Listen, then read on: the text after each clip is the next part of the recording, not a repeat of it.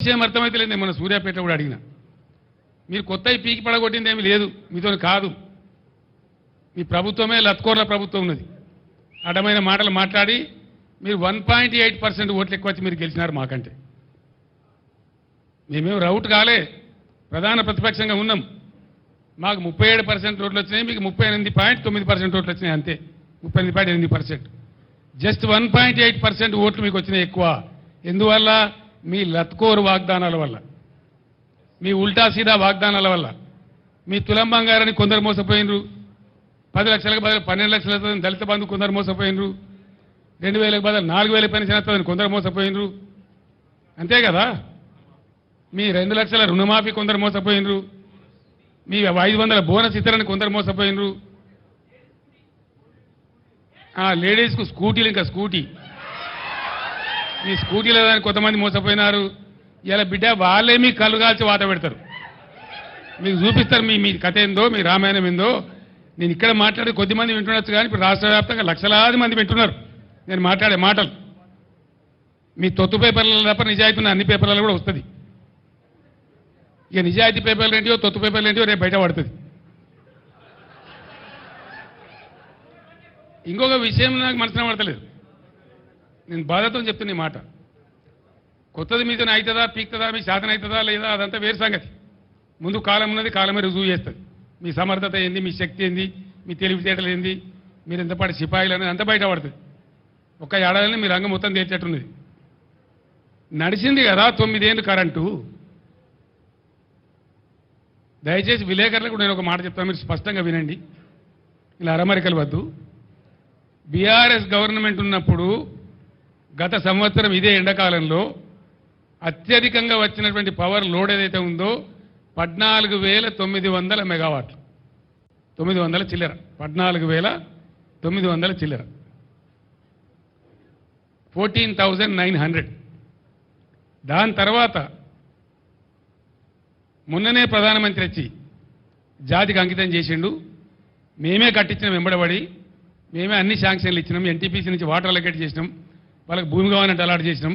నేను 5 సార్లు 6 సార్లు నేను రామగుండం స్వయంగా పోయినా, ఎన్టీపీసీతో కట్టించినాం చట్టం ప్రకారం. 1600 మెగావాట్లు యాడ్ అయింది కొత్తగా, 1600లో 85%. ఇంత అయితే కరెక్ట్ కదండి. 1400 మెగావాట్లు యాడ్ అయింది. 14,900 హైయెస్ట్ పీక్ లోడ్కు ఇంకో 1400 మెగావాట్లు యాడ్ అయింది ఉన్న కెపాసిటీ కంటే. అది మన సొంతం, ఎన్టీపీసీ మనకి ఇచ్చేది మన హక్కు. ఇప్పుడు హైయెస్ట్ వచ్చింది ఎంత ఈ సీజన్లో అంటే 15,600 వచ్చింది. అది ఒక రోజు 2 రోజులు వచ్చింది. అంటే ఎంత? 700 మెగావాట్లు ఎక్కువ వచ్చింది. మేము ఉన్నప్పటికంటే 700 మెగావాట్లు ఎక్కువ వచ్చింది. 700 మెగావాట్లు ఎక్కువ వస్తే మరి 1400 యాడ్ అయింది కదా. మరి ఎందుకు షార్టేజ్ అవుతున్నది కరెంటు? ఎవడు దీనికి కారణము? దయచేసి అందరూ ఆలోచించాలి, విలేకరు మిత్రులు కూడా ఆలోచించాలి. పవర్ లేదా అంటే పవర్ ఉన్నది, నడవలేదా అంటే 9 ఏళ్ళు నడిచింది. అంతకుముందు బ్యాడ్ సిస్టమ్ ఉంటే మేము 1 ఇయర్నే క్లియర్ చేసినాం. కష్టపడి రాత్రింబవళ్ళు మా మెదళ్ళు కరగబెట్టి మీలా పిఆర్ స్టంట్లు చేయకుండా అహో రాష్ట్రాలు కష్టపడి 7,600 ఇన్స్టాల్ కెపాసిటీని 18,600 తీసుకొని పోయినాం. బ్రహ్మాండంగా నడిపినాం. మళ్ళీ ఇప్పుడు ఇంకో 1,600 మేము చేసిన కృషి వల్లనే ఎన్టీపీసీ నుంచి వచ్చింది. మరి ఎందుకు పవర్ షార్టేజ్ అవుతుంది అంటే మీరు పక్కా చవటలు, దద్దమ్మలు, శాతగాని చవటలని అర్థమవుతా ఉంది, అంతే కదా. మీకు నడపడం చేత కాదు, తెలివి లేదు, అది చెప్పాలి. బాగా చెప్తా, మేము అసమర్థులం, తెలివి లేదు, మాకు నడపలేకపోతున్నాం, మాత్రం చేతనైతే లేదు. మళ్ళీ కేసీఆర్ చెప్పారుండే అంటారా? ముందే చెప్పారుండే కేసీఆర్ అంటారా? ఈ విధంగా అడ్డగోలుగా ఇష్టం వచ్చిన మాటలు మాట్లాడుకుంటా, పిఆర్ స్టంట్లు పెట్టుకుంటా, లంగా మాటలు మాట్లాడుకుంటా పిచ్చి పిచ్చి కథలు చేస్తారు మీరు. అధికారం కోల్పోకపోయిన ఉండుంటే, అధికారం కోల్పోయిన దుఃఖంలో ఆయన కిందపడి గాయం కాకపోయిన ఉండుంటే, అవినీతిలో పాల్పడి కూతురు జైలుకు పోకపోయిన ఉంటే చంద్రశేఖరరావు గారు మనకు కనిపించడానికి కూడా దొరకకపోవు, తుపాకీ గుండుకు అందకపోవు, దొంగకు దొరకకపోవు.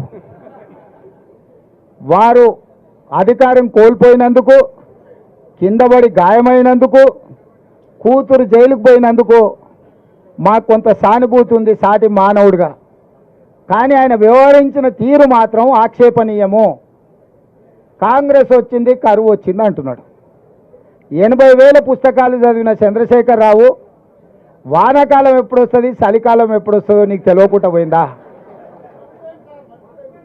జూలై, ఆగస్టు, సెప్టెంబర్, అక్టోబర్ వానాకాలం, నవంబరు, డిసెంబరు, జనవరి, ఫిబ్రవరి చలికాలం.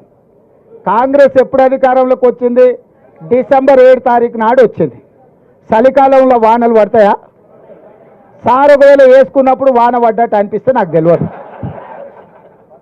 మరి July, August, September, October, November, December 7 తారీఖు మేము ప్రమాణ స్వీకారం చేసే వరకు తమరే ముఖ్యమంత్రిగా ఉంటుంది, తమరి ప్రభుత్వమే అధికారంలో ఉండే. మరి తమరి పాపాలకే కదా వరుణదేవుడు భయపడిపోయి వానలు గురవక కరువు వచ్చింది. నీ వారసత్వంగా కరువుతో పాటు 7 లక్షల కోట్ల రూపాయల అప్పులు కూడా మాకు అప్పచెప్తే ఆ రోజు నుంచి రోజుకు 18 నుంచి 20 గంటలు మేము కష్టపడి దీన్ని సరిదిద్దడానికి ప్రయత్నం చేస్తున్నాము. నువ్వు చేసిన పాపాలను మా ఖాతాలో రాయాలని మీరు ప్రయత్నించడం ఏమన్నా మర్యాదగా ఉన్నదా చంద్రశేఖరరావు గారు? నేను ఒక్కటే అడగదలుచుకున్నా, ఏరా రాము వానకాలం అంటే నీకు తెలియదా అంటే, అదెందుకు తెలియదు సార్ చలికాలంలో వస్తుందని వెనకటికి కూడా భలే చెప్పిండట.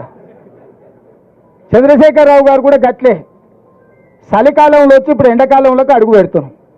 మేము వచ్చింది ఎప్పుడు, వానలు రాకపోయేప్పుడు, కరువు మేమెప్పుడు తెస్తుమే? నీవు చేసిన కర్మ మాకు తగులుకున్నది.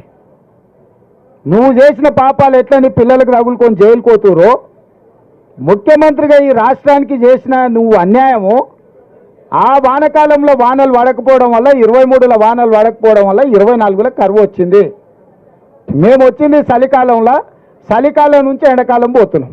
నిజంగానే కాంగ్రెస్ వచ్చినాక కరువు వచ్చిందా లేదా అనేది రేపు వచ్చే జూలై నుంచి సెప్టెంబర్ వరకు వానలు పడుతున్నాయా, వానలు పడతలేవా, కాంగ్రెస్ వల్ల ఏమన్నా ప్రకృతి మన మీద పగబట్టిందా లెక్క అప్పుడు తెలుస్తుంది. అప్పుడే 100 రోజులు కాలేదు మేము వచ్చి, ఇక అది చేయలే ఇది చేయలే. మేము ఉన్నప్పుడు రైతుల ఖాతాల మేము రైతు బంధు 10 రోజుల్లో వేసినాం అన్నాడు.